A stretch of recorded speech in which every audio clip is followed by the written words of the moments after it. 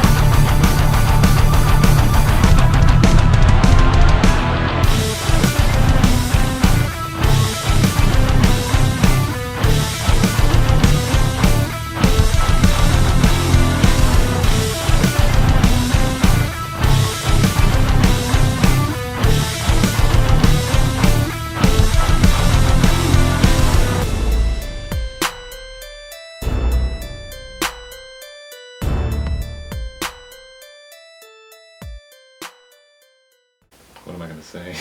Your Truman Show thing. I'm not doing that. You always freaking crack jokes at it. That's the fucking funny part of the podcast. Everybody already knows it now. So. You gotta do it now. Good morning, good afternoon, good evening, whatever time you're tuning into the podcast, whatever platform may be on. My name is Cedar Linick. This is Wheezy. That's over there's douchebag Marcus. And you're listening to Fallen Out Radio. Tonight we're entering into our fourth podcast, and tonight we're talking about LLorona. Marcus?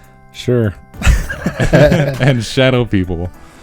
And these are two urban legends we decided to put together because I think they could somewhat tie in together somehow. They're both like spiritual, I guess, right? Yeah, I guess you could say that. So let's start it off with Marcus giving us a little rundown about. Just kidding. What do you think, Wheezy? No, that's cool. You guys can, because I talk a lot. Okay, so the first thing I wanted to start off was actually you had a story when just a couple nights ago, and you and I also had a story about this about a few weeks ago, and That's kind of what sparked this segment. in this, yeah. You want me to start with my story? Yeah, go ahead. Okay, so we have a brother who is severely haunted, like himself is haunted, and he's always had attachments to him. And it just seemed like that's like how he's been like this whole life, ever since he's, I don't know, started dabbling in that stuff. Well, I think if you're welcoming of it, then yeah, it's probably gonna attach itself to you. And that's the thing. That's the thing about him. He's always been welcoming of it. He's always been Embracing it. Yeah, and the thing about it is he's always been attuned to it as well. Like he's always known there's something messing with him, and he always want to mess with it back. And he lives above me in our we live like a duplex. He just had to move in right above you. And the thing was, the place we live in should be haunted because there's dark history that happened in this place. And nothing's ever happened to me here, but as soon as our brother moved in his apartment, which I used to live in, stuff started happening to him. It like skyrocketed. Yeah. And me and Alethea we're sitting in our bedroom, which kind of faces it's in his walkway, in his entrance, right? So his stairs are right behind our window. And we were sitting there, and she was folding clothes or something, and we hear this woman crying outside. And I turned to Alethea, I'm like, do you hear that? And she, I don't know if she like didn't hear me or something, but she's like, did you hear that? And I'm like, what the hell? So I go out there and to my window and I peek it open to see if there's anybody out there because we hear this woman crying like clearly, and it seems like it's coming from his stairs. And she hears it and I hear it, and we both hear it for about a couple minutes. After me looking out there and closing it, we can still hear it coming from his stairs. Oh, that's creepy. And the thing about it was just 2 nights after we announced that we were going to be covering LLorona. Yeah, I started showing him all kinds of stuff, and right after that, just it got ugly. And it seems like we've been like there's a pattern going because we we did a podcast about this man conspiracy about a man entering into people's dreams, and as soon as we started doing that podcast, looking into that, then he started appearing in people's dreams. Then we started announcing La Llorona, and a couple nights after that, then we had an experience Right. with a crying woman. Maybe something's following the podcast. That should Maybe. Yeah, maybe you're conjuring something. And that was I'm like Change I'm subject. blaming him. You're doing this was half It's your all idea your too. fault. This was started off a small idea. Now we got 2 other people added into the podcast. They're just growing. Do you have a story about that? Like, have you heard anything? I haven't had any like personal experiences with Llorona or nothing, but I heard the story or whatever, like the origin story of Llorona, and it was just there's this woman that falls in love with a man or whatever. He was like kind of royalty, and she was pretty much poor, so they're like messing around or whatever. They end up having a few kids, and he finds another woman that's younger and prettier, and she's kind of royalty too, so just kind of like abandons his family and is messing around with this other chick. While that's going on, his other girlfriend with his kids are like starving and they're super poor and nobody will help them, and she ends up drowning her kids in the lake or river or whatever, out of like I don't know, like mercy pretty much, because they're like dying of dysentery anyway. Oh, weird. But like right after she drowns them, she doesn't like realize what she did, and has like PTSD or something about it. And then the authorities, because she drowned her kids or whatever, like take her into custody, and they ended up like publicly executing her. And the husband didn't like know anything until he like witnessed her execution, and then realized that his kids were dead too. Whoa. And like now she's looking everywhere for her kids, but As she's the one that killed him. like a spirit now. Yeah, as a spirit. Like People trying to hear her find crying. children, or like replace them in a way, or just trying to search for her kids. I don't know. I think she just she's always crying and searching for her kids. I don't think she targets like any specific person. I think it's just like anybody that hears her or whatever. Yeah, like I found a bunch of different, like when it comes to La Llorona, there's a bunch of different origin stories, but they are all pretty much the same. Like there was one where, you're right. The guy came from like royalty, and he married a woman who was from poor side, and the family was like they didn't accept her. Right. And he later on like fell in love with some other woman that came from a rich background, and he basically abandoned them, and just out of rage she kills her children, like trying to take the only thing that she could from him. Right. And then immediately regrets what she did, and then kills herself.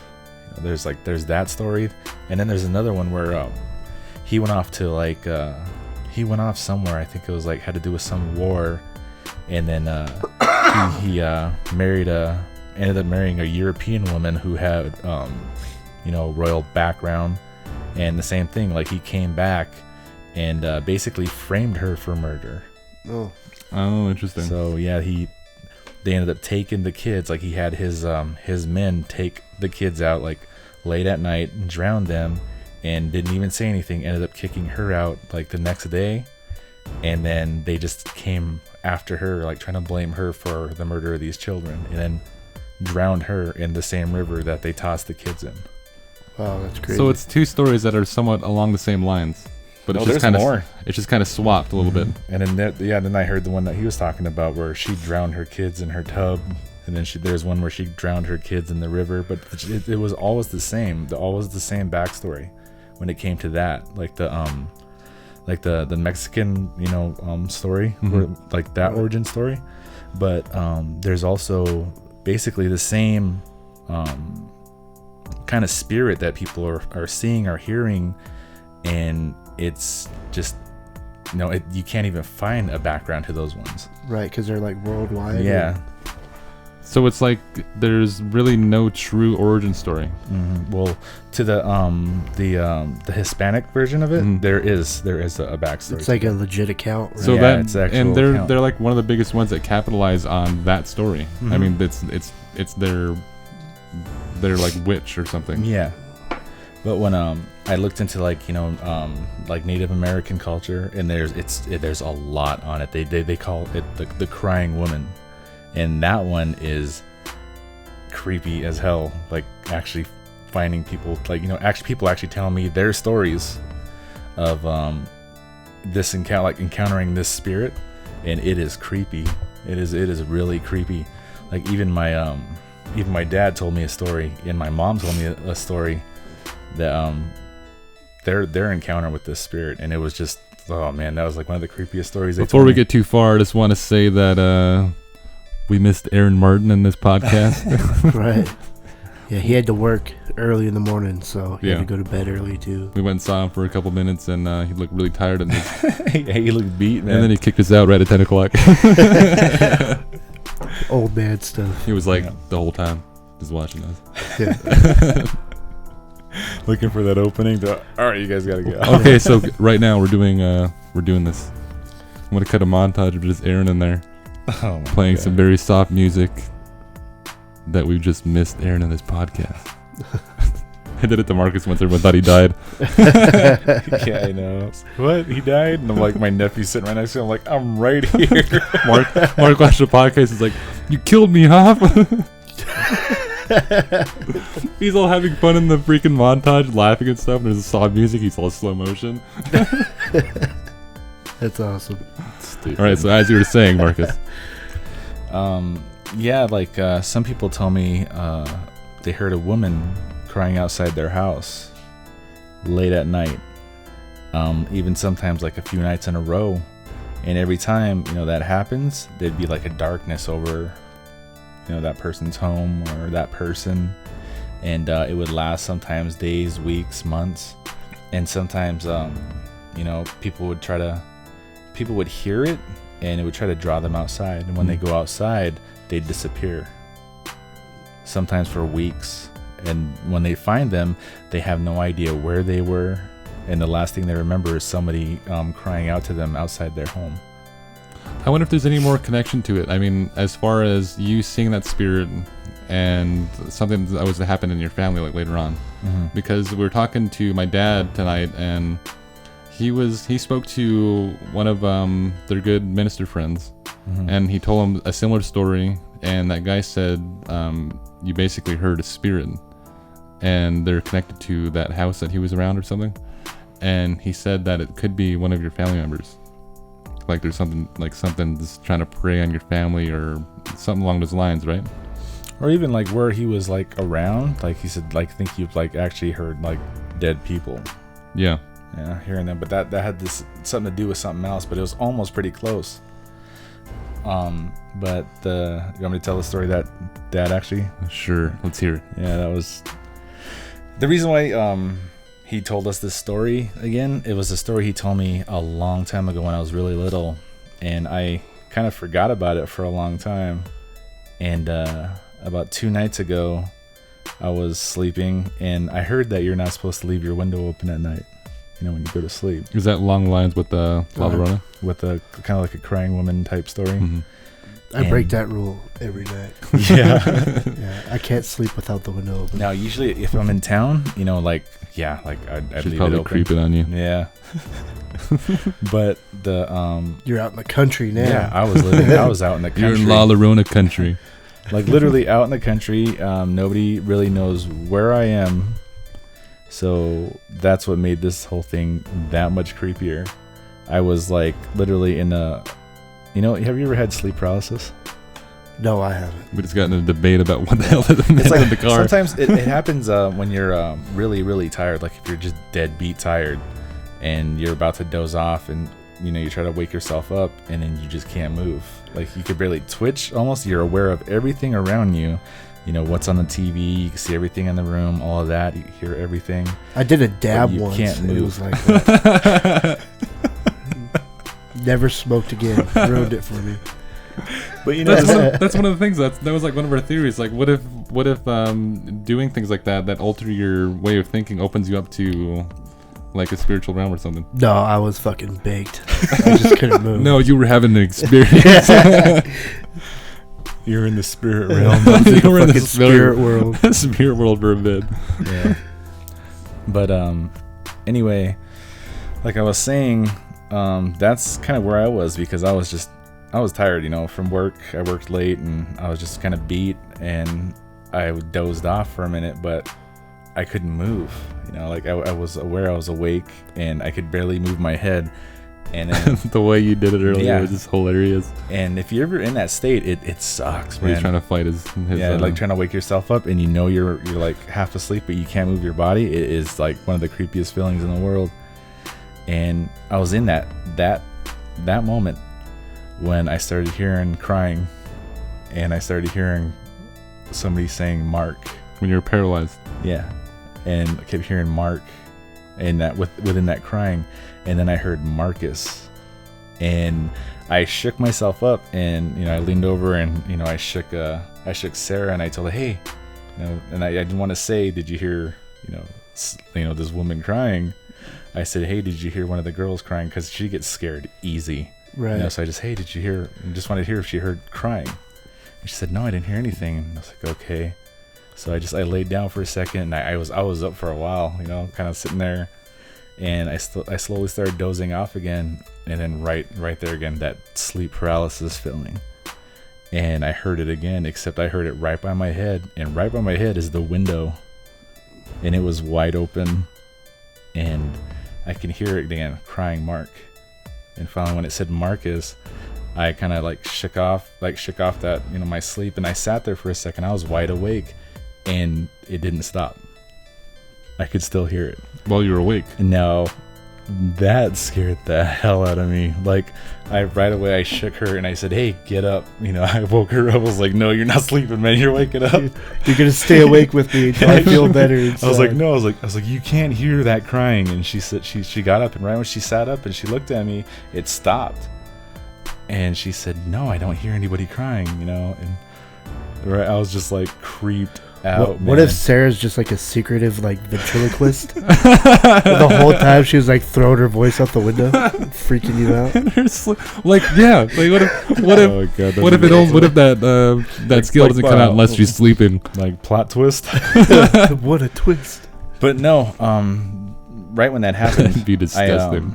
Right after that happened, you know, she rolled right back over and went to sleep, and me, I was wide awake after that. It just thoughts were flying through my mind, and it brought back a memory of a story my dad told me. He was 19 at the time, and my mom was 18, and they were staying with his parents, you know, and there was this one room down on the side of the house, and they heard knocking on the window. And he said that there was a knock at the window, and he heard Champ, and he, you know, kind of looked over, and he thought it was his sister, and it knocked again, and he said, Champ, open the door. And he walked upstairs, and he unlocked the door, and he came back downstairs, and he said it knocked again, said, Champ, open the door. And he said, it's unlocked. He said, it's open, go upstairs. And then he said it started sound like it was crying. And my mom was sitting right there, and you know, once it started crying, you know, automatic, she's like, who the hell is that? You know, right? Some other woman up there? Yeah, exactly. That's exactly what she said. She's like, that was like right there. I was like, who the hell is that? You know, and he said, I don't know that voice. You know, I swear to God, I don't know who the hell that is. But she didn't believe him, did she? Yeah. So he was like, no. He's like, he ran upstairs. What a good cover. He went upstairs. It's LLorona. And he I did not think that would go off loudly. Right? I thought my phone's on silent too. He went upstairs. It doesn't matter. Yeah, it doesn't matter if you have an alarm on. That's stupid. That's why I said set it to vibrate. I'll pause it. Anyway. Yeah. He said he went upstairs and he walked outside. And he went around the side of the house and looked, and he said there was nobody standing there. And he walked back inside. He said there's nobody there. There was knocking going on, wasn't there? And he said it stopped when he looked outside. He went back downstairs and he said it started knocking again, crying, "Champ." And he went back upstairs and went outside again, and he said, there's nobody there. And finally, he said, "Tell me when you hear that knock again," and he'll peek around that corner. And my grandma came out and asked, "What's going on?" And he told her, and she just kind of watching him, and he went around that corner right when he can hear the knocking, and he was staring at this window,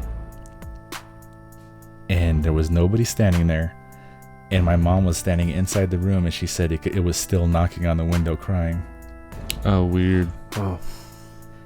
And he went back inside, and my grandpa came out of his room, and he basically got mad at him, told him, "Champ, don't go outside." He said, don't answer it. Yeah, don't go outside. You stay inside. And my dad, trying to be tough, like right when he heard it again, my mom said, it's knocking again. He ran around the house. He ran all the way around the house, and he said there was nobody out there. And my grandpa got mad at him. And then my grandpa told him a story about one of my dad's uncles who actually lived outside of Grable, Wyoming. Yeah. And he said he heard the same thing. Some woman knocking on his window and crying his name. And when he went outside, he was asking, "Hello, is anybody there?" He heard the crying coming from the tree line. So he started walking toward the tree line, and he disappeared for over a week. Oh, yeah. And that's why my grandpa got mad at him. He said he disappeared for over a week. Right. Nobody knew where he was. Everybody was looking for him. And they even put out a missing, report on him. And a week and a half later, I think it was, some people found him in the middle of a field, and he was walking, and they said he was disoriented. He didn't know where he was. He didn't know, he was just like completely out of it. And he had nothing on. He had no shoes on, no clothes on, no nothing. Dude, it sounds like he got roofied. Yeah. By the crying woman. And he said that he literally said, they asked where were you, and like they're asking where have you been and all of that, and he said, "I don't know." He said, "The last thing I remember is walking outside of his house, hearing that woman crying."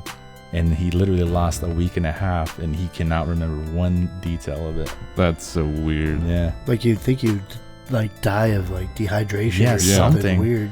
They just they just found him one morning walking. Was he healthy? He was just disoriented? I don't know. They just said that he was literally out of it. Wow, that's crazy. And there was this another story I heard.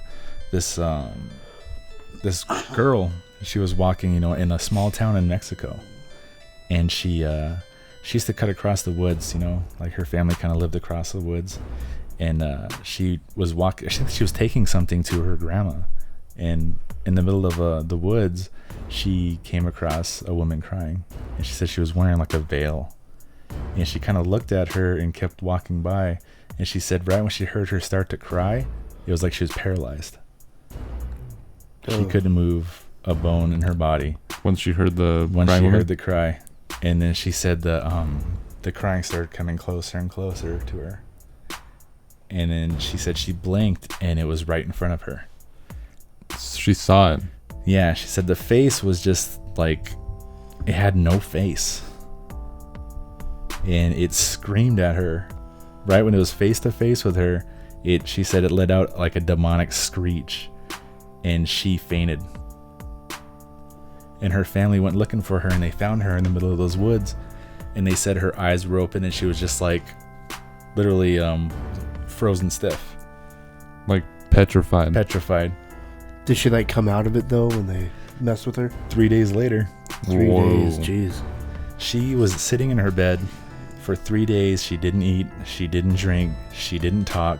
She stayed awake the whole time, just staring like she was just traumatized.